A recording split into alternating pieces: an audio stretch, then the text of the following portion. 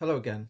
I just wanted to firstly start by um, stepping back to Deirdre Ryan's email. And it's first one thing I'd noticed would bring to your attention is because we sort of drilled into how these organizations work, and we've had quite a bit of assistance in different regions about this. If you look at their email, the first bit, is obviously her words. The bullet points largely aren't, almost exclusively aren't. They've come from the legal team, and that's essentially how it works. And I think this will come out in the rape gang inquiries and so on, where you have a system where the social workers become the foot soldiers of the legal teams who hide in rather devious and cowardly fashion in the background. Yeah, so they're orchestrating the trade, but they're sending the social workers out to do their spade work and on the front line, as it were. Now, there's a couple of ways to look at that because one, you would say, well, probably the social workers aren't in a great position, but they're also adults and they have accepted that position. So they do have human agency and they've gone along with this. So if you look at her email, and I told her this. I said, look, Anne Grant, is if you believe you are being asked to do illegal things and you are doing illegal things, I encourage them to go as a whistleblower myself. I know it's difficult, as I've covered, to go to their professional body and blow the whistle. But yeah, both have decided to be complicit in their various ways, and so did Laura Skelton in terms of that racist first contract of expectations when they'd embarked on this process of cultural genocide and banning the use of Polish in the first meeting 3 weeks after the, the bills had been taken. So if you look at her Ryan's email, the first bit is she refers to 2023 and this assessment. Now that actually takes it back and it proves the point effectively. It takes it back to the origin of the coordinated coercion, because at this time I'd made the FCA aware that we were investigating them for the catastrophic range of errors that we didn't feel that they were being honest about and how this had had an impact on the victims of the wealth tax scandal in the context of this corrosive conflict of interest.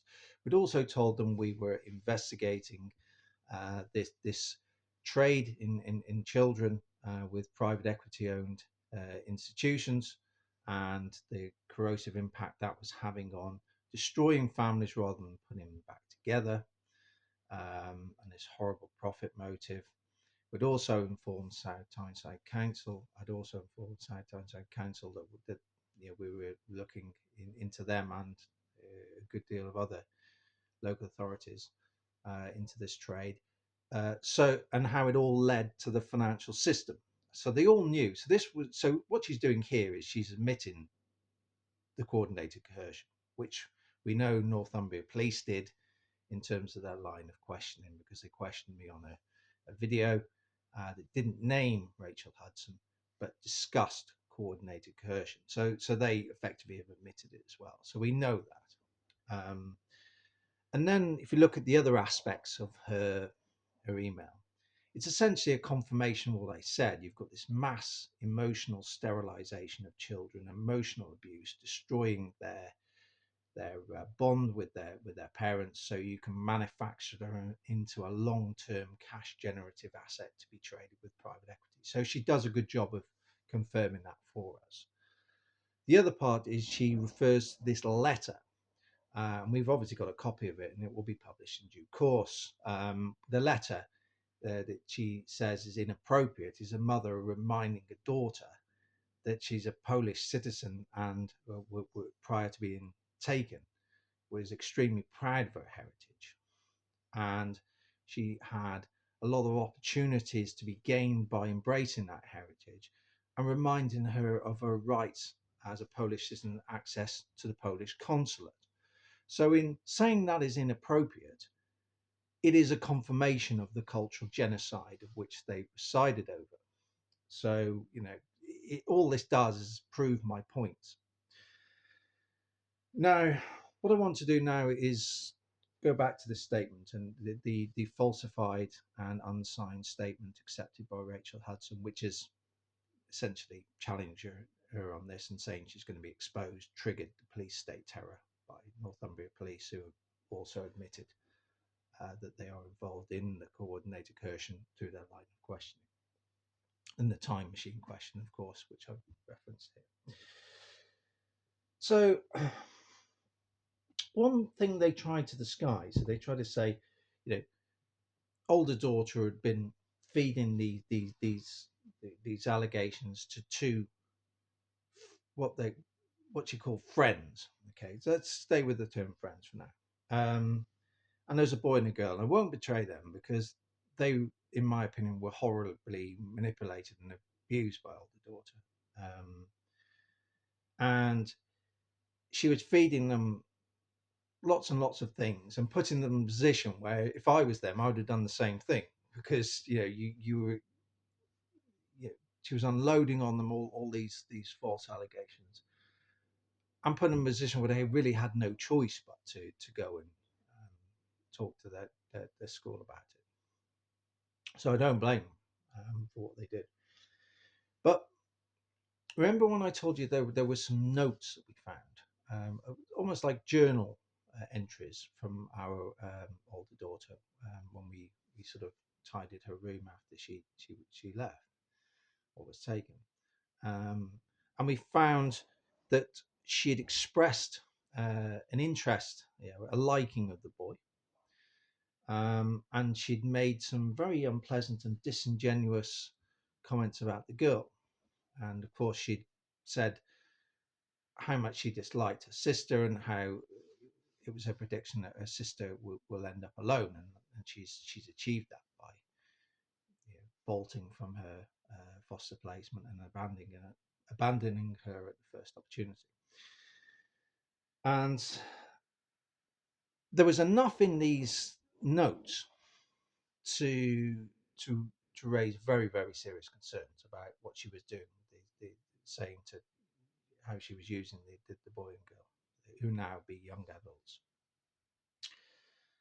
And also in the first medical they had, which was a couple of weeks after they were taken,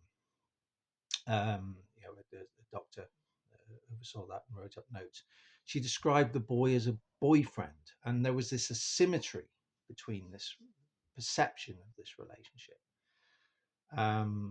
And after Christmas and then into the January of 2022, she had, with that asymmetry becoming apparent, was messaging the boy very, very late at night when she had lots of other support networks, saying she was going to harm herself effectively. So there was an element of, not to the extreme, but the film Saltburn, there was some similar things to it. And all this was raised. And because what I've said is these cases are a reversed engineered process where you just build narrative to create a false reality, in a sense. Almost like what the Blair government did for the Iraq War. And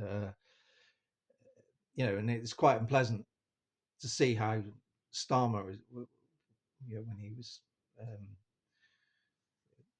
being this sort of human rights lawyer, as he liked to put himself out as, harassing British soldiers, because whilst I vehemently opposed what happened in Iraq, it wasn't, the British soldiers followed orders. So, the fact that he's now in charge of a government which would effectively make decisions on British soldiers, having harassed them the way he did when they were following orders, is quite hard to fathom. But that's the world we live in.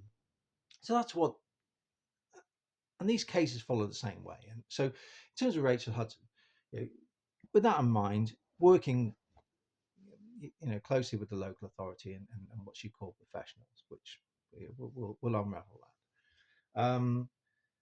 As soon as something didn't meet the reality of this trade with private equity in terms of emotionally sterilizing the girls, radicalizing them effectively against their parents, and manufacturing them into cash generative assets to be traded with private equity who want those long-term uninterrupted government-backed cash flows. Anything that challenged what they wanted to do was regarded as inadmissible. So effectively, that's what this was doing. Effectively, we were saying, look, there's very serious issues here.